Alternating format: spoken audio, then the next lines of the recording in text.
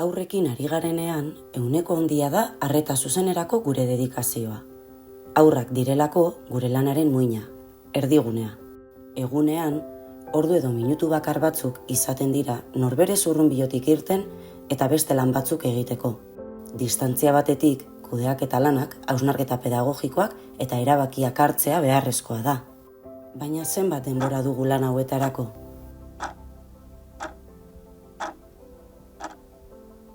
Benetan aprobetxatzen dugu?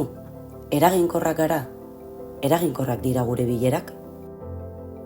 Lan pertsonala eta taldekoak kudeatu behar izaten ditugu, baina nola planifikatzen dugu hau? Askotan, itotasuna sentitzen dugu noraezean gabiltzalako.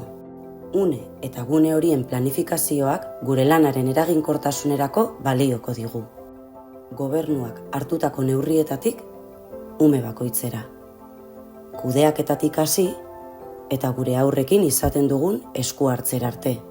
Antolamendua beharrezkoa da eskolak dituen eremu guztietan. Zeren arabera planifikatzen dugu? Materialaren antolakuntzari zenbat denbora eskaintzen diogu? Kontziente gara modu batera edo besterako espazio, material, objektuekin haurraren jarduna, mugimenduak, harremanak guztiz desberdinak izango direla? Badira, estrukturalki bideratuko gaituzten egutegi eta denbora markoak, baina beste erabaki batzuk hartzeko zer izaten dugu kontuan. Haurrekin gaudela, non geratzen dira kronosa eta kairosa? Kronos, kuantitatiboa, denbora, neurria.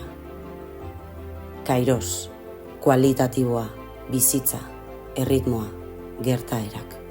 Banakakoaren behar izan eta erritmo biologikoak errespetatzea posible den une guztietan, hezitzailearen esku hartzea horretara bideratuta egongo da. Une eta guneen planifikazioa gure lanaren eraginkortasunaren isla dira.